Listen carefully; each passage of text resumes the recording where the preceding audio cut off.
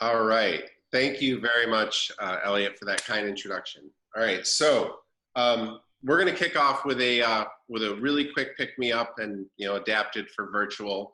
All right. In the caption, all right, in the chat, I want you to come up with the funniest and appropriate caption that you can for this image right now. So just go for it. Who's got one?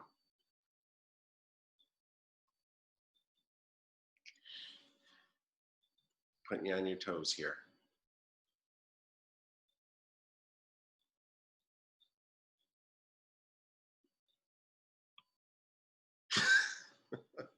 All right, thank you. Wasn't me. You landed it.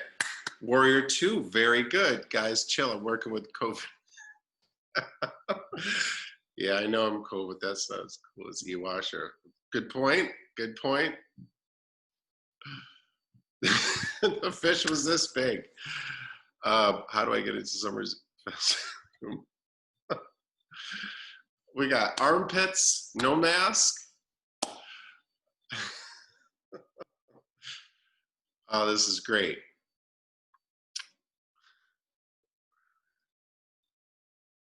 What the what? Oh, Stephanie Williams. I say that a lot these days too. Great one. All right. Any more? Stop playing. That sounded like Carlos. Oh, that was Carlos. Oh my God. That's what he said yesterday at the jam session. Trust me, I'm a lemur. Hold my beer. Just joking. Everybody quiet. All right. These are great.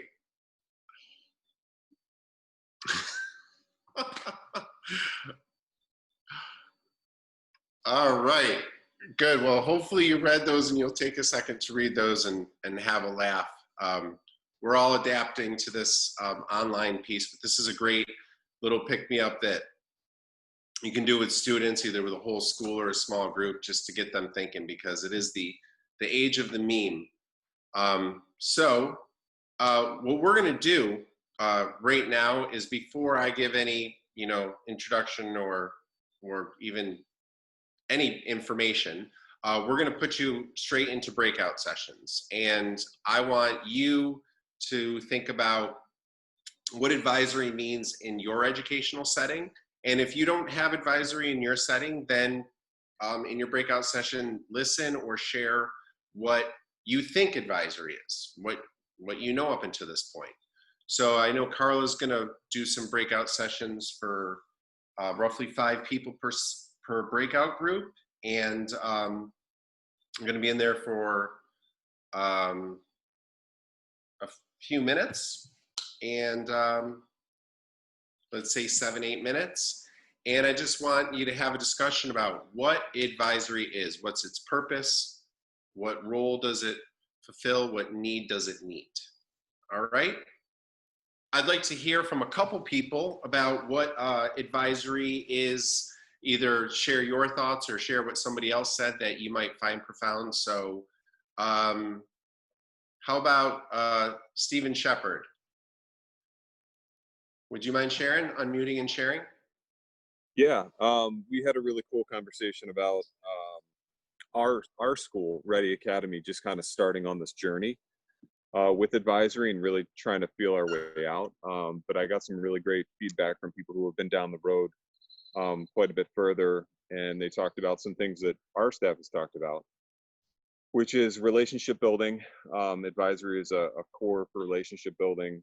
It's kind of a small family within the big school, and it's really just about building that community, and it's really the culture building cornerstone for those schools, and it's starting to be for our school. But we're moving that direction. So it was good to hear from some people who have been down the road, know a little bit more than us. So it's great. Perfect. Thank you so much, Stephen. Absolutely. Thanks there. Can I hear from Caitlin Roscoff? Because that's such a cool name. Sure, and you said it right too. Thank you. I was in the same group as Steve, so very similar conversation there, but also a newbie kind of coming into this and hearing from the veterans on how to expand advisory as we go and really making that a cornerstone of our school as well. So very similar background, but really appreciated the advisors sharing. Great. Thank you for that. And I'd like to hear from one more person. How about Nicole Bottomley? Were you in a different breakout? Can you unmute, Nicole? Thank you. Yeah, sorry about that. Yes, I was in a different breakout room, but it's very interesting. The word cornerstone came up in our group as well. So really just, again, focusing on the relationship aspect and building connections with students based around their interests, and really individualized attention and how powerful that can be. In our group, there was a mixture. So there was a couple of people who were just starting out with big picture and implementing advisory. And then I believe it was Beverly who said that she's in advisory all day long. So it was really interesting to see and to hear people's perceptions and experiences with advisory. Thank you. Thank you very much for that. And there's a couple reasons why I wanted, before you heard anything from me, to share with each other, is because as just a good practice of pedagogy, gauge the knowledge of the people you're working with and give them a voice out of the gate.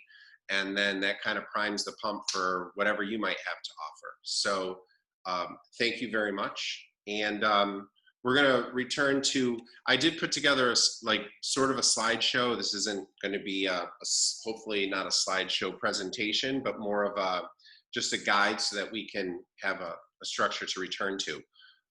Really quick, in my experience, I've taught for 19 years, and today happens to be my 19th wedding anniversary. But 12 of those years have been in big picture, and we've just graduated my third advisory last week, actually. So we definitely learned a lot, as an understatement, but we very much built a plane while in flight, and every advisory has been different, and everyone has brought new lessons and new challenges. So there is no one way to do advisory. You'll see that it will be something that you'll have to adapt to meet the needs of your school. What I do know is that ever since I was in high school and doing my practicum and student teaching and visiting other schools, traditional schools obviously see what's missing. They see that they need something else, and they try to create advisories, but because of the structure, they never fully commit. They do little homerooms or at home or home bases or a lot of things with home in it, but they can never really get the advisory piece because of the nature of their structure, but big picture schools can. And I gave advisory a lot of thought when I was asked to write a piece during COVID about what advisory is. And advisory can mean a lot of different things, but to me, when we say advisory, it can mean a time, a place, a group, your social contract or construct. It's a family, it's a team when it needs to be. It's a level of accountability, and it's a subculture of a larger school. Because in my school, we have 4 advisories, but each one of them has a very unique set of characteristics. So I also do want to point out, because obviously we're still in this pandemic, and schools have spent the last 3 months of their year under those constraints. Advisory was what kept my students and I grounded. I already had all the parents' phone numbers and all the students' contact information, and I knew the families, and it was really hard, with students going through so many health and socioeconomic challenges. But we held advisory 4 days a week, and even on Thursday, that was a catch-up day. We connected with students, still with goal setting and checking in on daily goals. And it wasn't always successful. Of 15 students, there were challenges. Students who were I had a student in Canada, another left our town to go live with more stable family members, but in a more dangerous part of the state, and another student struggling with homelessness. But we all graduated. We all stayed connected, and I have advisory to thank for that. So as we move forward in this workshop, advisory is all these things, but I'm going to focus on two aspects. One big aspect is going to be the power of goal setting, and how that drives rigor and connectiveness. And another aspect that we're going to look at is how to leverage students' experiences into lessons for skills and knowledge building. Okay? So the power of goal setting and critique in our school, I think, has been a defining piece of what has made our school a very successful school. So years back, we would obviously, make sure that students were setting daily goals, but we just struggled with them not being rigorous enough and them not being accountable. And we tried using Slack, and we tried using methods on the whiteboard, where you have to write up your goal on the whiteboard. But we had some really good PD, professional development, and we set this as our priority, and we created a system where every morning students set goals in their morning advisory, and then they can complete them throughout the day, be it in independent work time or even at their internships or other places. And then there's always a follow-up and a check-in for completion. And then to really round things out, we celebrate goal completion at the next morning meeting. So the next day, we recognize with a clap every student that successfully completed their goal from the day prior. We insist on SMART goals. So a student can't just set a goal, say, I'll try to do this, or I'll work on this. When they set goals, either my TA or myself looks at those goals and says, is this rigorous enough? Is this rigorous enough? Is this a SMART goal? And we also have used goal setting to leverage other parts of our school's mission. One of them is we wanted to improve students' writing skills, so we insist that goals are written in complete sentences, for instance. And so across the board, we're being consistent with that. And then finally, what's really powerful is the goal completion data is collected, used, and displayed, something students are proud of. We give awards for highest goal completion. I can report goal completion on their narratives. It helps with IEPs. And then it's also a conversation starter when you sit down with a student and say, you're consistently not completing your goals, and where are we with this? So that's a little overview of the importance of goal setting and how it became to be really central to advisory in our school. So what I did is I took a little snapshot of my advisory of a goal sheet. It's not like the best goal sheet ever, but if you look, we have this sheet that's shared daily with every student in the school, and it's broken up by advisory.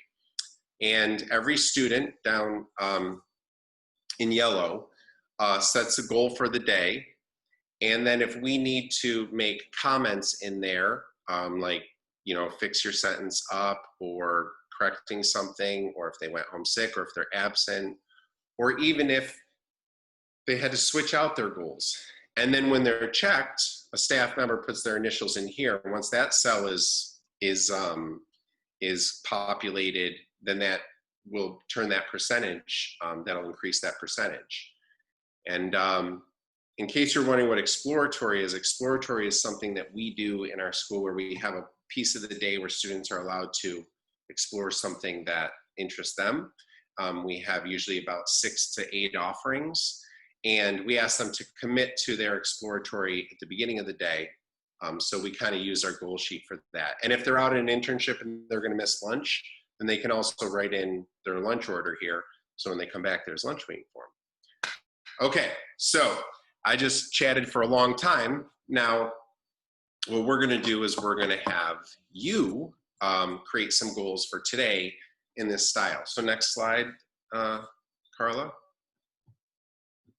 So this is what I want you to remember to do. You're going to each set a goal, and you're going to set a goal for what you want to achieve or learn in today's session.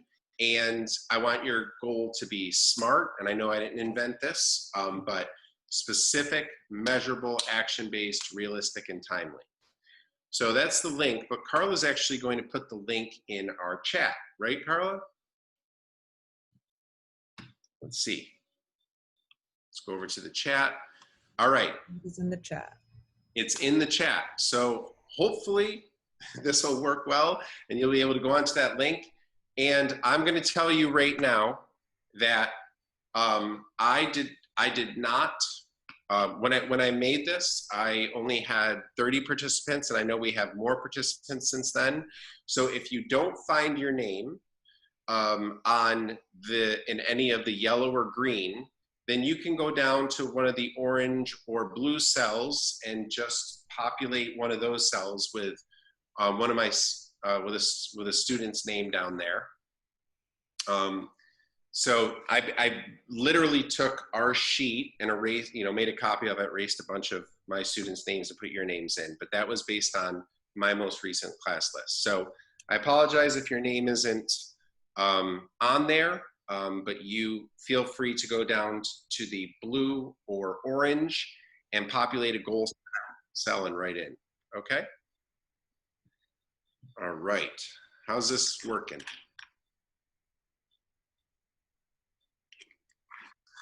And once you're done writing your goal in the cell, then leave the cell so that it can be visible. All right, look at that. We got people writing goals already. I love it.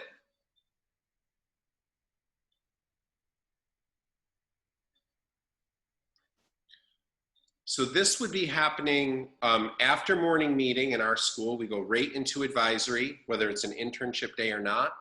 And first thing, every student will get on to a sheet that was made just for this day, and they will start by setting goals. So will they need to look at their learning plan first?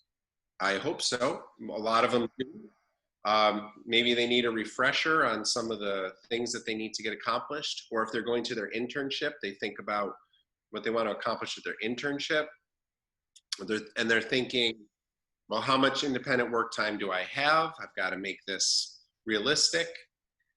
What are my resources? And then they start and they set their goal. And I typically have this displayed up on the overhead for everybody to see. This is public.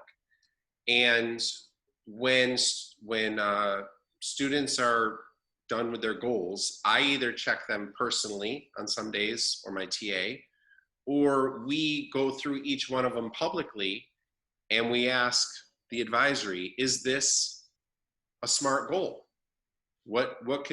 Is this ready to roll, or does it need to be improved upon? All right, so I might need to improve my magnification so that I can read some of these goals. Let me see here.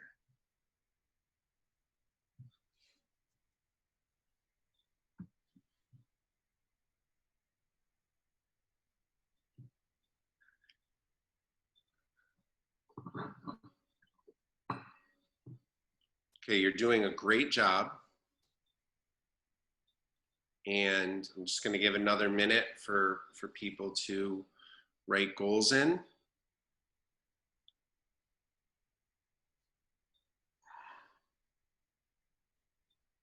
Did you increase it, Carla? Because that looks better for me. Thank you. I appreciate it. Of course. All right, I love Emily's. I love it when students do that. They put a little humor in there to make it, you know what?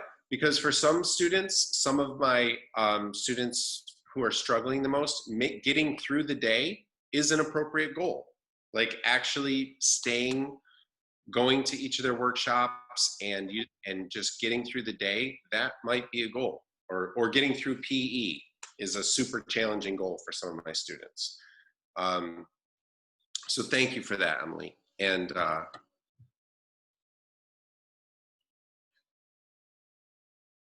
okay, I want to look at Chelsea's for a second, Chelsea Bradford, but in the session, I will have identified 1 or 2 strategies that can support integration of advisory into my school. That's beautiful. It's specific. If you were a student, I'd say, don't say 1 or 2, just say 2. Shoot for the stars, right? And it's very measurable, because when you walk away, you will have something that you can show for it. So thank you for that. Thank you.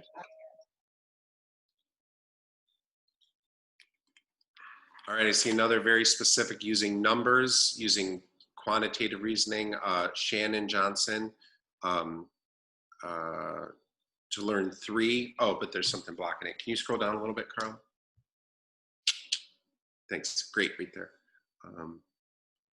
3 different ways other schools facilitate advisory. Awesome.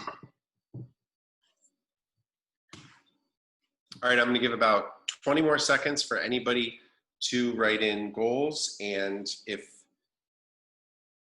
anybody, please take a second to read other goals, because you obviously can access this sheet. So look at what other people are writing. Ooh, and Justin took it to the next level by writing in a comment. Thank you. Because sometimes students do that. Sometimes us teachers write in the comment, and sometimes students do, so to point out something that we need to know. Well done.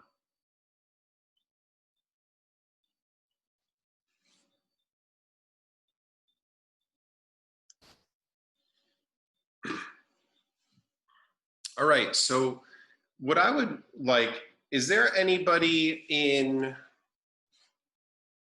the Zoom today that would like to ask a question or critique another goal, critique somebody else's goal?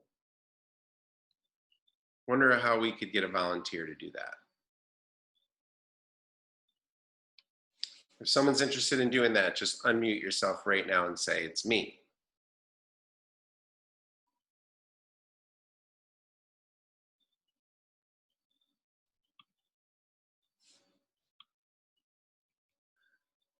All right. I guess I have a question. One person states that they want to understand. Yes. How would you measure an understanding? Well, thank you for that. So this takes us to be really vulnerable and brave. And I know that this makes my students really uncomfortable, but trust me, like, they get used to it. They get used to having this critical lens. Yeah, at first they're a little like, well, you know what I mean, understand. But if I read that goal from a student, I would say, well, how do we measure your understanding? That would be a goal that I would require the student to give a more specific way of measuring that. So they would say, well, I would demonstrate my understanding by writing a paragraph in my journal. Here. Then that needs to be part of your goal. So thank you for asking that question. That's perfect. I just have students say that all the time as a counselor. Oh, I just want to understand. I want to understand something, and I'm like, well, how do I know if we achieved that? So I just wasn't sure if there were certain directions that helped, like keywords. Right. Like, So I would say, how would you demonstrate your understanding? Okay. So if today were your exhibition, what would you do to demonstrate that you understood that? And then by questioning, by not telling them, by questioning, I love you guys.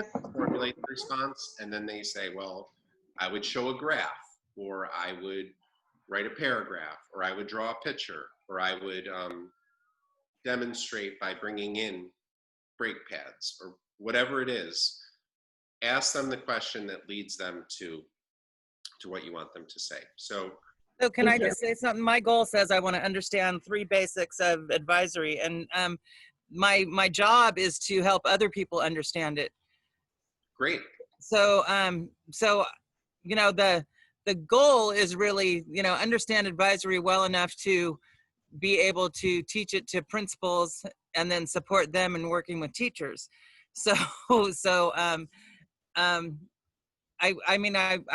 I didn't feel comfortable when I was writing it because it does seem really vague. So my demonstration would be teaching it, right? Doing the PD around it. But I don't like the goal the way it's written. Okay, well, and thank you for that. And we are obviously all professionals here, and we have a different level of accountability. So, but if it were a student, then we would definitely feel comfortable saying, how would you demonstrate your understanding? But I totally see what you're saying. So if you understand it and you're able to articulate it, then that's a demonstration. So if a way that you could demonstrate your understanding is by explaining it to somebody else. That works, that's measurable. Thank you, Carla. Carla's being responsive to Stephanie, who needed a link to that sheet. Do we have anybody else who wanted to take a quick look at another goal or anything before we move on? Or have a question about a goal or a question about the goal sheets or anything of that nature? What do you do when a student refuses, just point blank refuses? Okay, great question. Is this the toddler that we're going to get through the session with? Yes, this is my daughter Elizabeth. I love your goal. All right. Me So- all the time. So that's a great question, and with as many students as we have in our school, we obviously encounter that. So we use the language, this is a non-negotiable, because obviously we try to engage as softly as possible, like just using logic, like, well, what reason would you have to not set a goal? Or, why are you here today? What would you do if there were no goal setting? Like, what do you plan on doing anyway? Okay, well, why would wording that goal in this language work for you? I mean, I'm of the Dale Carnegie mindset that as much of the, calm and convincing manner that you can to just use logic to say, if this is our system and this is a non-negotiable, why not? So I actually have had students who dug in their heels so severely about not setting a goal that I did end up, having my other students go with the TA, and I took the other student in the other room and we called their parents. And I said, if they're not willing to commit to doing something productive or, academic today, then I don't know that they can be here today, because there's something amiss. And in every case, it wasn't about the goal. It wasn't about goal setting. It was something bigger that student had, and that was the place that they wanted to dig their heels in, but it just revealed a deeper problem. I would definitely 100% say, though, that if this is a school-wide system and it becomes non-negotiable, that you go all the way and insist that they set a goal. And even if it's a simple one, and I have students who will set 3 goals and finish them in the first half of the day, and then do the second half of the day goals in a different color, so that we can delineate it. And I have some students who will set just one goal, and it'll be very difficult for them to accomplish. But if you get just one thing out of them, then that's the momentum to build on the next day. But if it's a system, as with anything, if it's a system in your school, commit to it 100% and make it a non-negotiable. Okay? Thank you very much, Emily, for that. I think we are ready to move on to another area. So I wanted to touch on one other element of advisory for me that I think is really important, because of course you want students to set goals for their day, and what their day looks like is going to vary depending on your school. But if your students, maybe they have workshops or classes, or maybe they're going off to their internships, or maybe they have PE or exploratory or other reading groups or whatever. But advisory to me is a place to really tackle some, to really identify and address skills and knowledge that students need. And that's really up to the advisor. So what I see is if I just were to come in and say, well, today you're going to have a lesson on X, like that's not really engaging. It's not really what the BP model is about. So in every opportunity that I can, I will take a recent experience. So maybe a student is like we do around the horn, and students share out what their internship experiences were the day prior or the week prior. We have guest speakers. We do volunteer work. We read books together and encounter, all sorts of things in the book. So say you're reading Night and it centers around the Holocaust, then you have World War II and the Holocaust and socio-political things. We might have a visitor. A student might go on a shadow day. A student might have a project going that they think is interesting. So as much as you can, tie the content to the experience. And a great example that I love to use is teaching students math concepts, Pythagorean theorem. I can connect that to construction. I can connect that to aviation. And this year I did have a student who was trying to become a pilot and another student who's in the construction field. And something like the Pythagorean theorem connects with both of them, right? So before we go to the next slide, I'm going to ask you to do something similar to what I just did. So yesterday there was a jam session, and it was with Timothy Jones, and he started off by doing some freestyle and talked about the hip hop industry and the power of it. So if you had a student or a bunch of students who really connected with hip hop and free verse and freestyle, what skills do you think that are also important that you could incorporate or create a lesson around, or an activity or a learning experience around? So before we advance this slide, I'd like you to go into the chat right now, and I'll write into the chat, what could you leverage on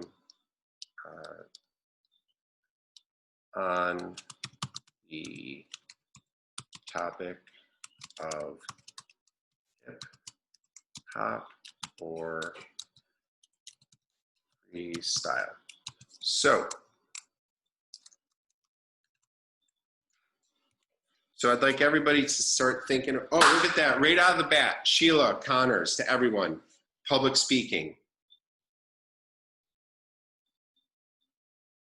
And I saw a question that I'm going to loop back to from Shannon, BPL North Bay Academy. I promise I'll get back to you a little bit about the power you found in goal setting with the students' daily goals. Yes, I absolutely can.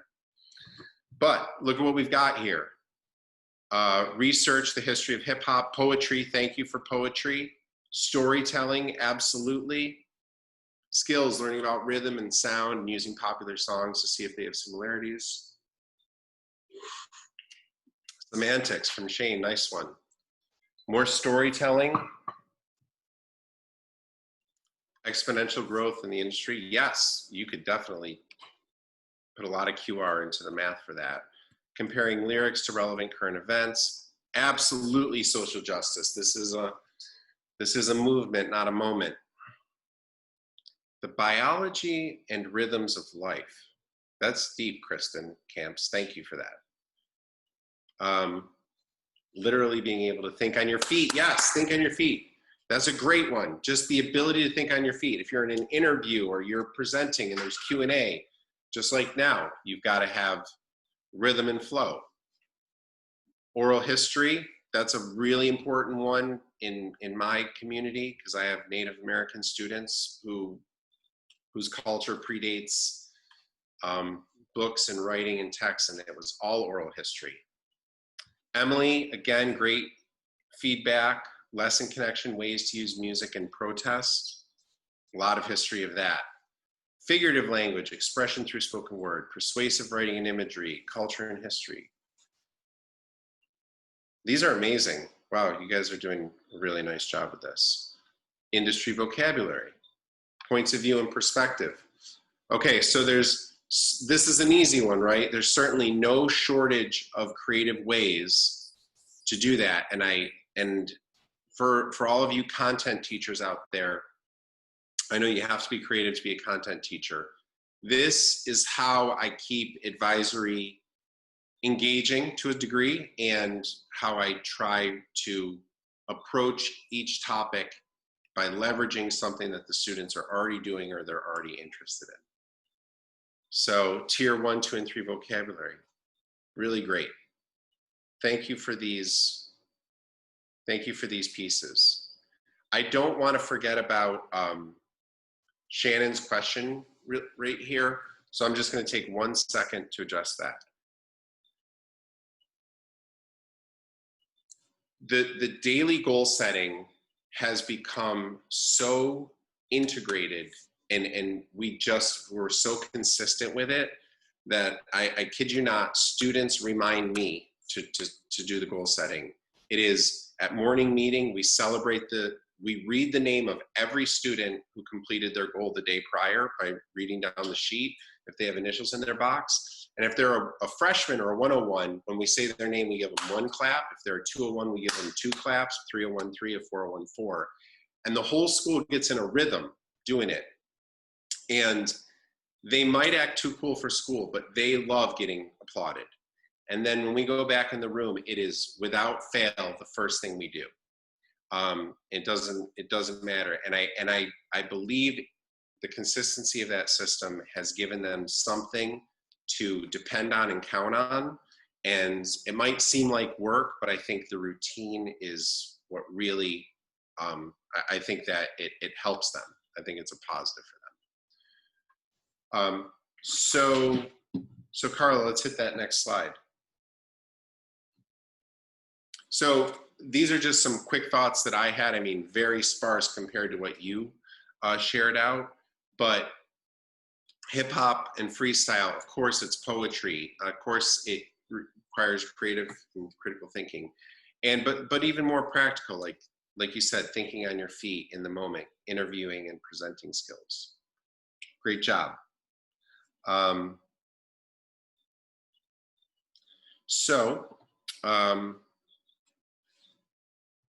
Kind of on the line of what your question just was, we know that if we have students set goals, there's one of us and typically 15 of them or more.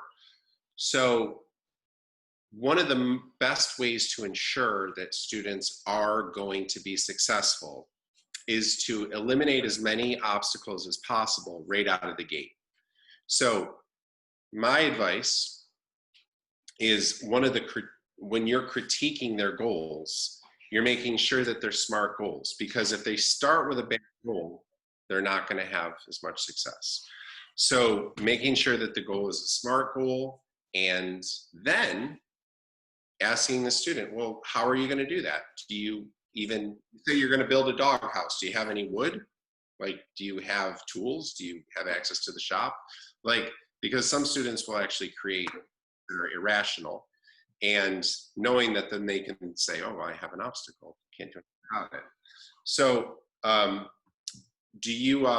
what I'd like you to do is to come up with obstacles that you've heard your students, that you've heard people encounter when trying to get something done, or what you think they might encounter. So in the chat, I'm looking for participants to write in obstacles to achieving goals or to getting things done. And right out of the gate, Shannon said, yeah, they don't know what they want. Access to technology is a big one. Time management and distractions, 2 huge ones right there. Yeah, Emily, I feel your pain. If they want to be set home, then the problem is much deeper than goal setting, right? Oh, looks like I have looks like some of my students are chiming in now too, so right on time. But let's keep rolling and see what we have. They don't know how to accomplish a goal. Thank you, Alicia Young Lee. That's very important because they don't even know what that feels like. Distractions by peers. Beverly said not in the mood, and Chanel said self-conscious.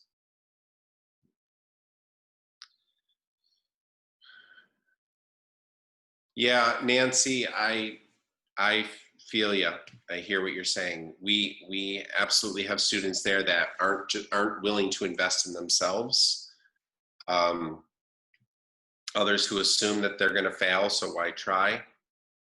Nicole is on with time, resources, and lack of motivation, no confidence. You know, I'm seeing a lot from you all about the confidence, the depression, the lack of motivation, and those pieces. So if I could address that really quickly, I'm just going to do a time check. We're good on time.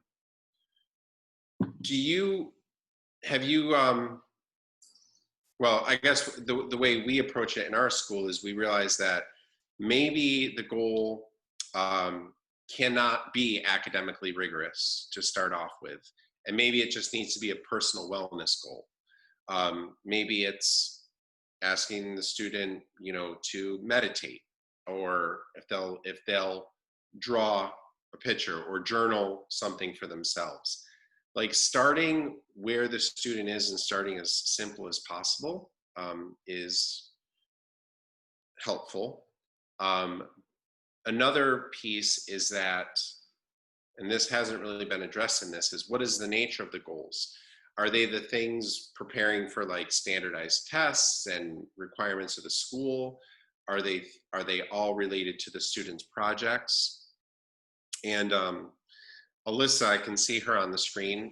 She'll probably tell you that, you know, she loves music. So every day she'd want to like do something related to music. And then I'd say, well, where's my nuts and bolts stuff? Where's the other piece? So she's one of the students who would constantly do 2 or 3 goals. One of them would be, yes, I'll get this coding or empirical reasoning assignment done. And then I'll also record a song with Bree, right? So I want to be responsive to a lot of these comments, and I encourage other people to set them. Yes, setting unrealistic goals, Karen, is a huge one, because as I said, sometimes they do that deliberately to sabotage themselves. They'll set a goal that they know they can't achieve so that they'll have an excuse, and then they can later say, well, you see, I told you I can't accomplish it. Which is why we vet those goals every day, so that we make sure that they're not setting themselves up for failure. And none of this culture shift happens in a day or a week or a month. Like this is hard, consistent work to keep ratcheting it in and steering it in the right direction.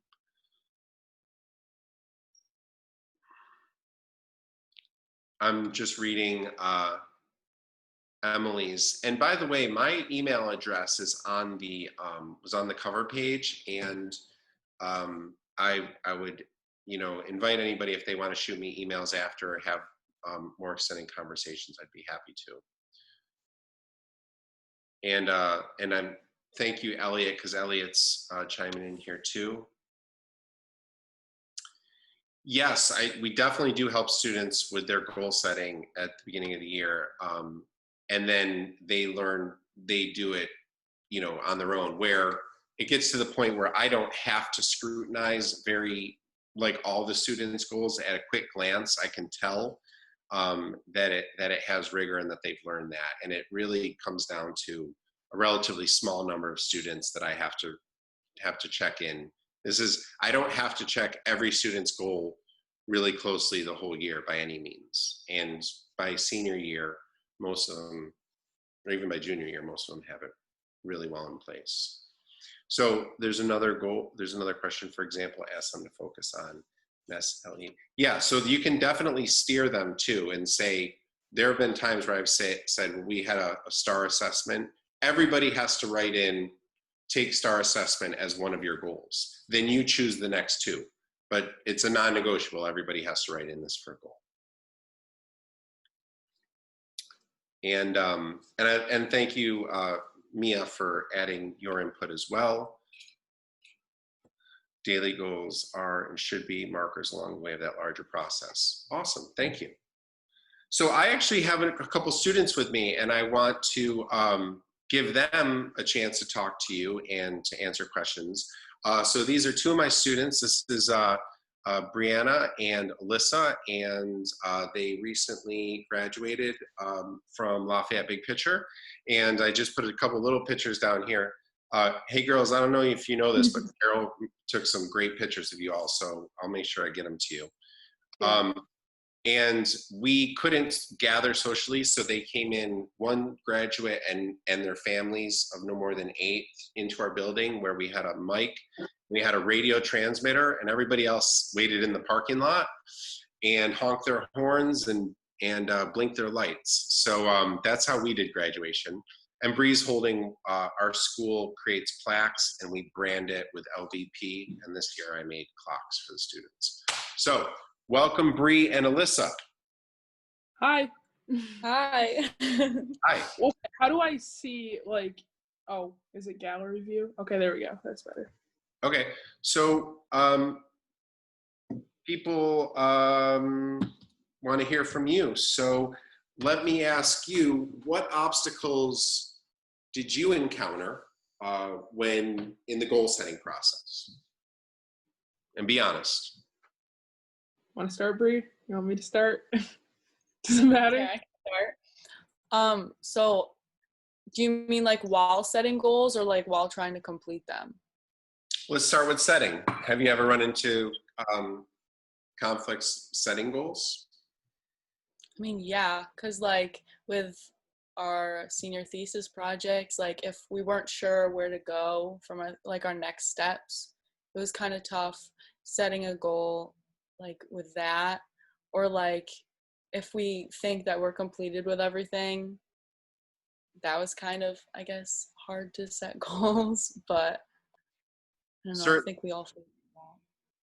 Yeah, you had a particularly tough run when you were trying to create the dog park, because your next step depended on somebody getting back to you in an email or a text, and you would always be like, I want to take the next step, but I can't until they get back. So that's always a challenge. So once you had goals set, what other obstacles did you encounter during the day? We'll go to Bree and then Alyssa. What did you encounter?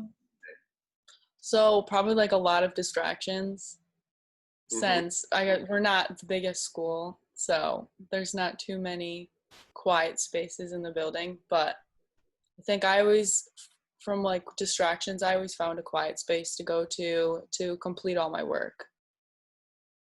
But so you had to separate from friends or areas, and you had to find a quiet space. Yes, because I get distracted very easily. That is true. What about you, Olivia? What are some of your obstacles? So I would say that self-sabotaging was a big one for me. Just like sometimes having a lack of motivation to set a goal that was specific enough. So if you set a goal that was too vague, you could set a goal that was kind of crap and then be like, oh, well, I got it done. But you want to be like specific with it. So the staff member at the end of the day, when they're checking, you can be like, this is specifically what I did and what I got done. And learning plans helped a lot with that too, for next steps in your STP. And just seeing what you needed to get done next. Thank you. So in setting your goals and in setting the right goals, you would refer to your learning plan. So what would you do if you were in a situation where you didn't think you could get your goal done, and it was your fault? One thing that I liked is that we could have we were able to take our computers home and continue working on our goals at home after school. So if we just communicated that with an adult and we're like, I didn't get it done, if I get it done by the time morning meeting starts tomorrow, is that okay? And then more oftentimes than not, it would be a yes. Okay, so thank you for that. That's a really good reminder, because our goal was by the end of the day, but sometimes we'd give you an extension to the next day, right? Yeah. So what resources did you use if you were feeling like you couldn't get your goal done on your own? Doing Staff. Okay, let's go over to Bree. Go ahead, Bree. The staff were definitely very helpful. Like, cause I could go to anyone and they'd be like, yeah, sure, I'll help you. All right, and then what if you tried your hardest, couldn't get your goal done, say something came up and you're like, it's basically going to be impossible for me to get my goal done. What would you do then? Communicate with a staff member and let them know the situation. Yeah. Right. Because we can negotiate goals, right? Mm-hmm. We don't like you changing your goals, but did you ever change your goals because of something beyond your control? Yeah. Yes. Okay. All right. So well, sometimes, but that could happen if we weren't, you know, if it wasn't your fault and you weren't being a total slacker, then we're not going to say, oh, well, no goal met for you. We allowed you to, if there was time, swap out your goal for one that could be achievable, correct? Yes. Yeah. All right. What other, how did you deal with lack of motivation? By telling myself you need to get this done and putting in deadlines for myself so that I would be kind of forced into a spot where I would have to get it done by a certain point in time. Right. So I have a question in the chat that I want to answer. It says, how many of your daily goals were teacher or school directed versus independent goals? How did that affect your ability or motivation to complete the goals? So how often were the goals things that I said, you have to make this your goal? And then how often were they your goals that you identified? I think maybe like a couple days you would be like, this, you wouldn't really necessarily tell us this is what you have to make your goal, but you would give us things to add to our goal, because goals would be made up of a ton of different things. So like not just one specific thing, unless it was like going and having Morrisville Fridays, or like we're doing something school-wide. Right. So the majority of the time you were choosing your goal. And once in a while I'd say, choose a goal based on this learning plan category, but it was still your goal by design, correct? Yeah. Yep. All right. Good. That answers that question. So do you think that having the goal system in place increased your ability to accomplish things or rigor? Yes. Mm-hmm. Yeah. How so? It just kind of gave me an outline of how I could get my work done, and it was like structured. Yeah. All right, and I'm going to ask the group a question, not you, and then I'm going to ask you two a question. So if anybody wants to write a question for the girls in the chat, we have a few more minutes, so you can go ahead and write them in. And I'm going to ask you girls real quick, how did you manage your time? How was time management not an obstacle for you, or was it, and how did you manage that?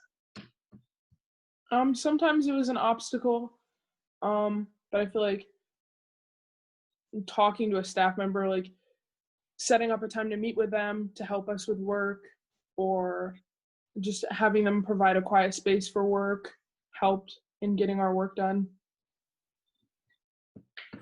Did you, oh, you know what I think you two did really well? Now, this totally coincidentally, but you guys would say, Lenny, if we get these goals done, can we have the music room to ourselves to record a song, right? Oh, yeah. Yeah. You actually, you self-incentivized. You built in a reward for yourself, and then that drove you to get your goals done, because you two have great voices, and you like to be away from everybody else in the music room. So then you come to me and be like, give me your keys, we got our goal done, and then you could go write a song. All Yeah. right, we have a question from Justin. Did it ever become or feel monotonous to set a goal every day, or do you come to love and appreciate the process? How did you feel about setting a goal? I think it just kind of like was a habit every day to set a goal. Like I didn't hate it. It wasn't like something that it was just like, ugh, why do I have to set a goal? Because like that's what we did every day. We set our goals and completed them. And every day. It's just, So Did it feel good to accomplish your goals? yes. yeah. And then Because getting it feels like I was nice too. Go ahead, Alyssa, then Bree. Go ahead. Okay. Yeah, it felt good to have your goal done because it, like, achieving anything makes you feel good about yourself. But like you'd get recognition for it too in morning meetings, so that was nice. yeah. Yeah, I know that it's like some people would be like, "Oh, this is cheesy," but I saw smiles on people's faces when they got clapped for. And if somebody didn't get clapped for and they thought they accomplished their goal, they would always be like, "Hey, I did my goal yesterday." Yeah. They call us out on it. We see it. We're running out of time with our former students here, with our recent graduates. So if there's no more questions in the chat, girls, you're on with like people who do like big picture or who are interested in big picture from across the nation, maybe even the world. Do you have anything generally to say about how you feel about advisory? Because this is about advisory mostly, and I've chosen to focus on goal setting. But how do you feel about advisory? I love advisory. Yeah, I love advisory. Go ahead. I like Bree. how it's a family. Oh, okay. I like how it's a family and like how everyone knows each other and we're all close. So it's like we never feel like uncomfortable or something to like ask a question or go to you about anything because we've had you for 4 years. So Thank you. What about you, Yeah. Alyssa? I would definitely agree with that. And, you know, just like any family, there would like sometimes be disagreements, but it was easy to talk to each other, I guess, and be open with each other because we got so comfortable being around the same people for that much time that we could work things out and just get over stuff. Awesome. Well, I want to be courteous of your time, and I do owe you. So thank you for coming on your summer break and spending some time with us. So I appreciate it. I guess we'll say, oh, how many students in your advisory? Alyssa, how many students in our advisory? 15. That's great. Okay. All right. So Bree, Alyssa, you're the best. Thank you. I appreciate it. Thanks, Lenny. welcome. All right. Peace. Peace. Bye. All right. I think Carla's going to take me back to the presentation mode. So where we are now is I want us to realize that there is no way for me to tackle all of the nuances of advisory in this session. So I chose to focus on the power of goal setting, rigorous goals, goal check-ins, removing obstacles, and all the relationship building and culture building that is entailed in that. There's a lot more to advisory, obviously. Mini lessons or experiences, group projects. I chose to use this picture to send you back into breakout sessions because were you successful in achieving your goal? Actually, there's Alyssa and there's Bree. This was a student project where he was determined to clean up as much garbage as he could in Syracuse City parks, and he went to the lake and did it, and he recruited a bunch of people, and he had a goal for 30 garbage bags of trash. So we were out there making trash. But this is the power of goal setting and then celebrating accomplishing your goal. The culture building that occurs in that endeavor is very powerful. So what I'm going to ask you to do now if anybody had a problem going into a breakout session before, let me know. But Carla is going to send us back into breakout sessions, and I want you to have a discussion basically with your group members and say, I set a goal to do this, and this is whether I feel I was successful or not. Okay? Right. Wonderful. Well, so right out of the gate, I got a question from Kristen. Or first of all, welcome back from your breakout sessions. I hope you had some yeasty conversations, and I hope you realize that certainly some of you might not have been able to accomplish your goal. It was a very short period of time, and you didn't really have independent work time. I kind of guided you through that pretty strict. So, but I wanted you to think about how the process of assessing whether a goal has been met or not is important to rounding it out. Setting goals isn't enough. We've got to always check in. And if a student didn't accomplish a goal, you got to ask them why. And you might have to ask a lot of questions to get them to the obstacle and identify a way to remove that obstacle. And that doesn't happen overnight because it's a learned behavior. And it takes a while to learn to replace that behavior with successful behaviors. So speaking of resources, Kristen Camps asked me if I have resources to help students learn to goal set. And I don't recall using any specific resources other than writing the word SMART up on the board and writing the word specific, measurable, action-based, realistic, and timely. Write down it, and then any goal that the students would write, we'd say, okay, is it specific? And we would just evaluate that. We do that as a group. And I found that's the sleekest way to get them where we need them to be with rigor. So for the sake of time, I'm going to just move us from this conversation. Oh, Casey Lamb. Hey, Casey. She did a lot of work around examples and non-examples of SMART goals too. Awesome, Casey. Thank you. Thank you. Really, really important for, if you're setting IEP goals with students, because IEPs are all about goals and how to keep them really, really relevant. So it's something that takes practice, and it's a culture of critique, goal setting. So that was obviously a big piece of my